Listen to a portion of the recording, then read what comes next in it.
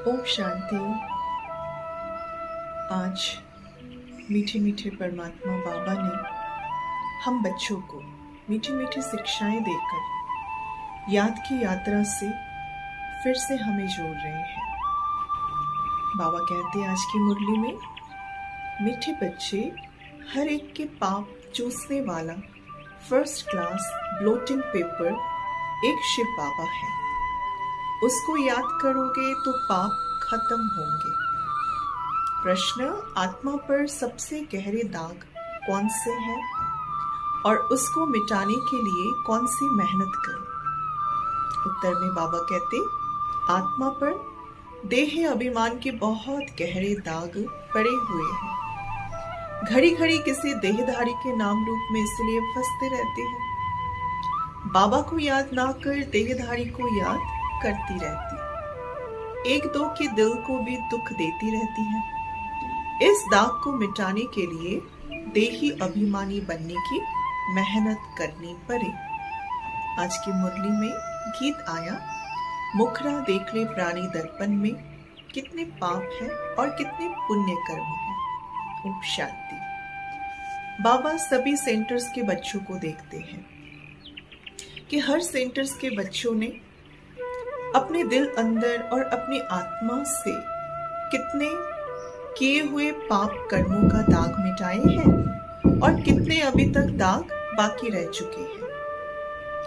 क्योंकि तुम बच्चे जानते हो कि आत्मा ही पापात्मा और पुण्य आत्मा ही बनती है, पतित और पावन। यहाँ देखो, अभी कलयुग में सभी आत्माएं पतित है, पापों के दाग लगे हैं, इसलिए सभी को कहा जाता है पापात्माएं, और इस दुनिया को भी कहा जाता है पाप आत्माओं की दुनिया। अब बाबा आज की मुरली में हमें प्रश्न पूछते, अब बताओ बच्चे, आत्मा से पाप निकले कैसे?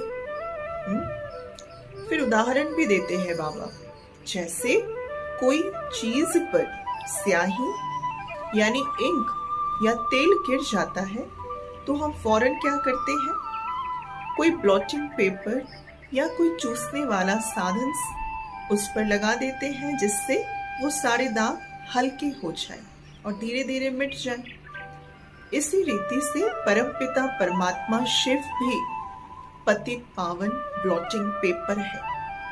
अब आत्मा से पाप कैसे निकले? सिवाय उस एक के और कोई ब्लॉटिंग पेपर है ही नहीं जो हमारे आत्मा के जन्म जन्मांतर के पापों को, मैलों को निकाल सके।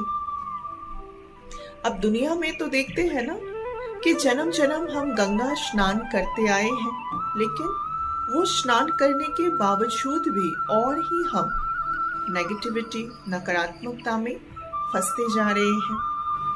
और यहाँ तक कई नदियों में भी जाकर आत्माएं सुसाइड कमिट भी कर रहे हैं।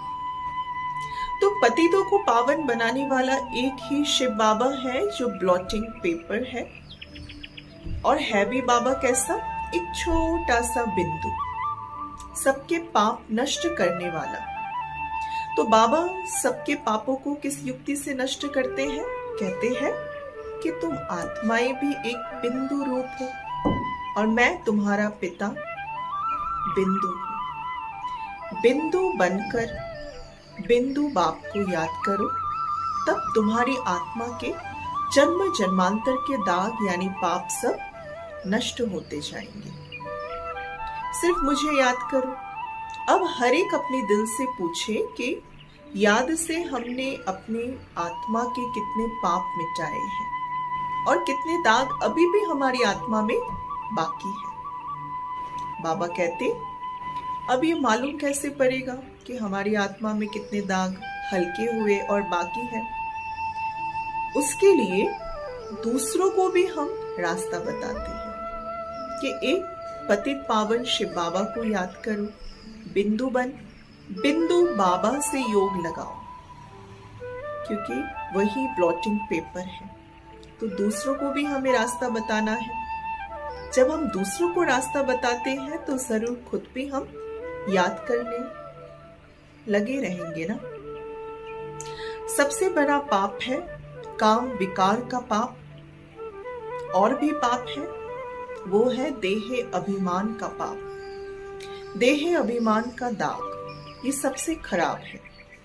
अब बाबा कहते कि बच्चे देही अभिमानी बनो। जितना मामेकम याद करेंगे और जितना औरों को समझाएंगे, उतने ही दाग हमारी आत्मा से हल्के होते जाएंगे। तो औरों को भी हमें रास्ता जरूर बताना है। तुम्हारा काम है दूसरों को भी रास्ता बताना। यही रास्ता कि पतित पावन सर्व का सद्गति दाता, दुख हरता सुख करता एक परमपिता परमात्मा शिव बाबा है। जब परमात्मा को हमने पतित पावन कहकर बुलाया, तो जरूर पतित पावन आए होंगे और आकर के हमारे पाप हरे होंगे। और जिस कारण हम बच्चों ने फिर से परमात्मा को पुकारा, तो अब परमात्मा आ चुके हैं और आकर हमें कहते हैं फिर से मुझे याद करो। जिस योग अग्नि से यानी याद की यात्रा से तुम्हारे सारे पाप, सारे दाग हल्के होते जाएंगे। बाबा कहते, बाबा ने ये युक्ति बताई कि मुझे याद करने से तुम्हारे पर जो देह अभिमान के दाग है ना, वो मिटते जाएंगे। अब मेहनत सारी किसमें करनी है? हमें देही अभिमानी बनने में ही हमें उसी पर अटेंशन देना है। अब देह अभिमान का दाग है, इसलिए घड़ी घड़ी हमारी बुद्धि किसी औरों की नाम में या रूप में फंस पड़ती है। सारे दिन में हम घड़ी घड़ी दूसरों को ही यानी देहधारी को ही याद करते रहते हैं। परमपिता परमात्मा हमें याद रहता ही नहीं है, क्योंकि आधा कल्प का देह अभिमान है ना, वो छूटता नहीं है। इसलिए बाबा कहते सिर्फ तुम ये धंधा करो, देही अभिमानी बनो और दूसरों को भी रास्ता बताओ। अपनी आत्मा से जन्म जन्मांतर का दाग हल्का करने का रास्ता बताओ। ये धंधा सबसे ऊंच धंधा है। बाबा की याद ये है योग अग्नि, जिससे आत्माओं के पाप भस्म होंगे। इसलिए पूछा जाता है कहाँ तक हमने अपने पापों को भस्म किया। जितना बाबा को याद करेंगे, उतना खुशी का पारा भी आत्मा को अंदर से चढ़ता जाएगा। और साथ साथ बाबा फिर कहते हैं सर्विस पर भी हमें लगना है, दूसरों को भी हमें याद दिलानी है कि वही पतित पावन है। सभी आत्माएं और शरीर अभी तमो प्रधान हो चुके हैं। तो ब्लोटिंग पेपर रखो तो सब पाप चूस जाएंगे। यानी बाबा को याद रखना है स्मृति में। हमारे मूल बात है पावन बनने की। मनुष्य पतित बने हैं तभी पुकारते हैं बारंबार, हे पतित पावन आओ, आकर हमें पावन बनाकर साथ ले चलो। नहीं तो क्यों पुकारते? लिखा हुआ भी है ये कि सब आत्माओं को पावन बनाए बाबा ले जाते हैं, फिर कोई भी पतित आत्मा इस दुनिया में रहती नहीं है। तो ये भी समझाया है कि पहले पहले आत्माएं जब पावन बनकर परम धाम को जाती है, फिर जब वापस उतरेगी आत्मा नीचे, तो पहले पहले स्वर्गवासी ही होते हैं। तो बाबा अब कलयुग अंत में सभी को एक ही दवाई दे रहे हैं, मुझे याद करो, अर्थात मन मना भव। बाबा कहते कि बाबा कभी किसी को दुख नहीं देते हैं। बाबा तो आते हैं, हम आत्माओं को दुखों से छुड़ाकर पावन बनाकर अपने साथ वो ले जाते हैं। फिर जब ये दुनिया फिर से स्वर्ग से नरक की ओर आगे बढ़ता, नई से पुरानी दुनिया बनती, तब फिर से हम आत्माएं दुखी होते हैं। बाबा कभी किसी को दुख नहीं देते। तो हर एक अपने को देखे कि मैं अभी फिलहाल ज्ञान सुनकर याद की यात्रा में कितना रहता हूँ। खुद भी याद करना है, दूसरों को भी बाबा की याद दिलानी है। ये सबसे बड़ी सेवा है और यही सेवा हम बच्चों को करनी है। बाबा ने कहा कितने सहज बाबा हमें आकर दवाई दे रहे हैं कि बच्चे मन मना भव, सिर्फ मुझे याद करो। ये बहुत इजी दवाई है। कोई साधु संत आदि इस दवाई को नहीं जानते। वो ढेर के ढेर उपाय बताएंगे, ये करना परमात्मा की प्राप्ति के लिए। लेकिन देखो, परमात्मा खुद आकर हमें कितनी इजी दवाई दे रहे हैं, और इस दवाई को लेने में कोई नुकसान भी नहीं है। पापों का खाता कोई शरीर में लगा हुआ नहीं है, जिस शरीर को हम बारंबार जाकर कोई नदी में नहलाए धुलाए और समझे कि मेरी आत्मा से, मेरे मन से सारे पाप धुल गए। वो तो शरीर को धुला रहे हैं। आत्मा पावन बन जाएगी, फिर शरीर भी हमें पवित्र मिलता है। यानी दुखी सुखी सब आत्मा ही बनती है। शरीर को चोट लगने पर दुख भी आत्मा को ही फील होता है। इसलिए कहा जाता है दुखी आत्मा सुखी आत्मा। अब इतनी सी छोटी सी आत्मा में देखो कितना भारी पार्ट नुंधा हुआ है। ये सारा ज्ञान आकर पतित पावन ज्ञान सागर बाबा ही हम बच्चों को दे रहे हैं। अब बाबा समझाते हम बच्चों को आत्मा अभिमानी बनना है, यानी देही अभिमानी। आत्मा अभिमानी बनकर के ही हम अपने देह अभिमान को खत्म कर सकते हैं। बाबा चाहते हैं कि सच्चे दिल से बच्चे, यानी हम आत्माएं, बाबा को याद करें सच्चे दिल से। लेकिन बाबा ने देखा कई बच्चे भूल जाते हैं, क्योंकि देह अभिमान में रहते हैं ना। और देह अभिमान में रहने के कारण सारा दिन झरमुई झगमुई की बातों में कई बच्चे रहते हैं। यानी कोई देहधारी की याद ही उसको सताएगी। या तो फिर कई बच्चों को बाबा ने देखा ज्ञान में आ गए, लेकिन फिर भी एक दूसरे को दुख देते रहते हैं अपने बोल से, अपने कर्म से। तो आज की मुरली में बाबा ने हम बच्चों को ये भी कहा, बच्चे किसी को दुखी करोगे बारंबार तो दुखी होकर मरोगे। यानी हमें सुखदायी बनना है। हमारे मनसा, संकल्प, वाचा और कर्म सुखदायी बनाने हैं। और वो होगा कब? जब हमारी स्थिति देही अभिमानी यानी आत्मिक स्थिति में हम रहकर शिव बाबा को याद करें।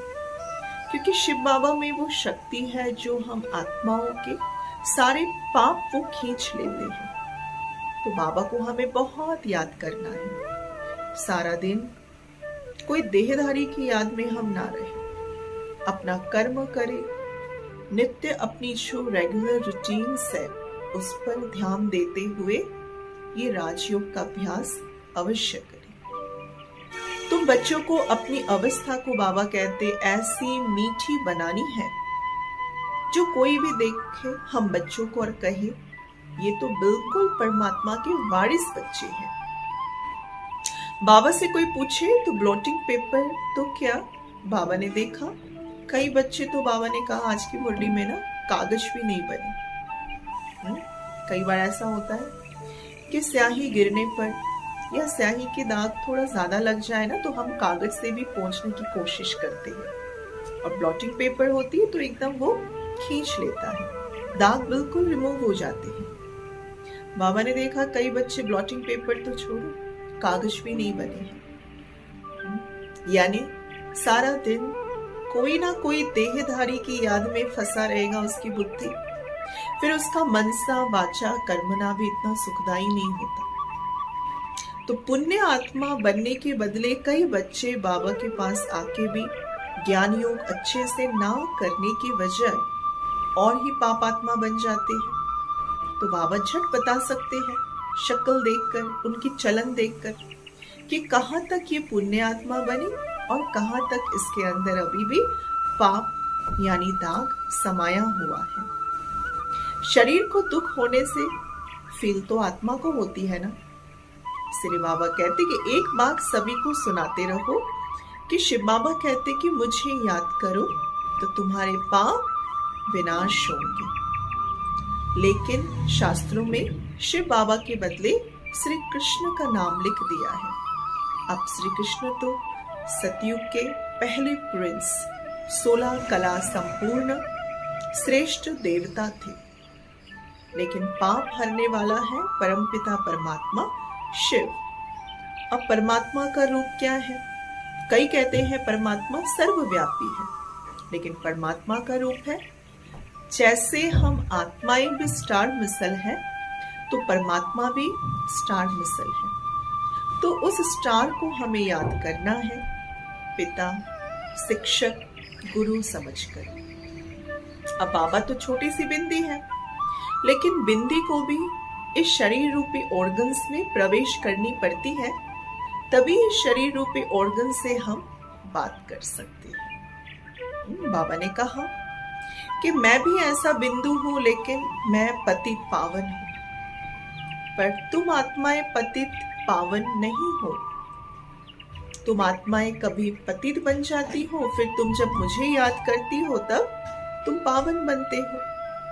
अब मनुष्य समझ लेते हैं गंगा स्नान से हमारे सारे पाप मिटेंगे आत्मा के, परंतु वो तो शरीर का स्नान हुआ ना। आत्मा जब बाबा को याद करते तभी पतित पावन को याद करने से ही उनके सारे दाग पाप हल्के होते जाते हैं। तो ये कोई एक दिन गंगा स्नान की बात नहीं है। तो हमें हर रोज परमपिता परमात्मा ज्ञान का सागर आकर ये ज्ञान गंगा, इस ज्ञान को गंगा भी कहा गया है। इस ज्ञान गंगा के द्वारा हम बच्चों को रोज मन को, चित्त को, आत्मा को, वृत्ति को, दिल को, बुद्धि को साफ कर रहे हैं। तो हम रोज ज्ञान गंगा में डुबकी लगाकर ज्ञान स्नान करके अपनी आत्मा को पावन बनाते हैं। बाबा कहते मुझे याद करने से तुम पावन बनते हो, फिर रावण तुम्हें फिर से पतित बना देता है। सिर्फ एक बात है कि देही अभिमानी बनो और मामे कम याद करो, और दूसरा किसी को भी दुख नहीं पहुंचाओ। जब हम किसी के देहधारी के एक दो में देह में फंसते रहते हैं ना, और एक दो को याद करते रहते, तो भी एक दुख का कारण बन जाता है वो भी। इसलिए माया बहुत ज्यादा प्रबल है, तीखी है। तो बाबा कहते घड़ी घड़ी मुझे याद करो, बाबा को याद करो तो योग अग्नि से तुम्हारे सारे पाप भस्म होंगे। आगे बाबा धारणा में बताते हैं कि कभी भी किसी के दिल को दुखी नहीं करना, सभी को सुख पहुंचाना, एक बाबा की याद में रहना और सबको याद दिलाना। पापों का दाग मिटाने के लिए देही अभिमानी बन अविनाशी ब्लॉटिंग पेपर बाबा को याद करना।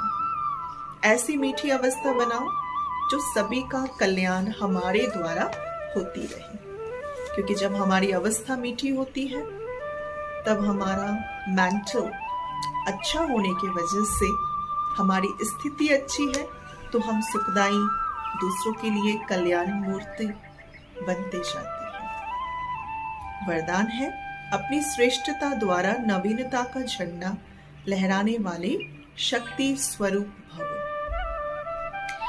यानी अभी समय प्रमाण, समीपता के प्रमाण, शक्ति रूप का प्रभाव दूसरों पर डालना है हमें। जब स्नेह और सहयोग को हमने प्रत्यक्ष किया तो अपनी सेवा के द्वारा यानी सर्विस के आईने में भी अपनी शक्ति रूप का अनुभव हमें औरों तक कराना है, औरों तक पहुंचानी है।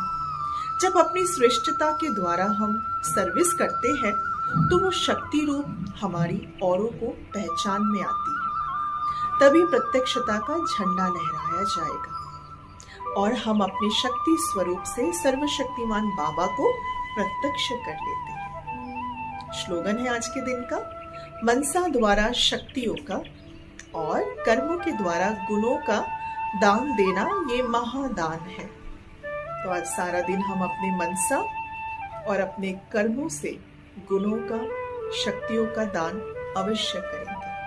अव्यक्त इशारे हैं, निश्चिंत निर्भय स्थिति का फाउंडेशन है निश्चय। बाबा का जैसे बच्चों में पूरा फेथ है और बाबा समझते हैं कि मेरे बच्चे पूज्य देवताएं हैं, विघ्न विनाशक है, ऐसी फेथ हम बच्चों को भी अपने आप में रखनी है। जब हमारे को ये स्मृति रहेगी कि मैं कौन हूँ, मैं मास्टर विघ्न विनाशक हूँ, मैं पूज्य आत्मा हूँ, मैं श्रेष्ठ आत्मा हूँ, इस गट फेथ गट फीलिंग से ही हमारे हर कार्य सफल होते जाएंगे। तो बाबा की मीठी मीठी शिक्षाओं को पाकर सुबह सुबह ही हम अपने मन को सेट करें। सारा दिन हम अपने आज के पुरुषार्थ में क्या क्या खाता जमा करेंगे, कितने मार्क्स को बढ़ाएंगे और अपने जन्म जन्मांतर किए हुए विकर्मों के दाग को भी हमें हल्का करना है बाबा की याद से। ओम शांति।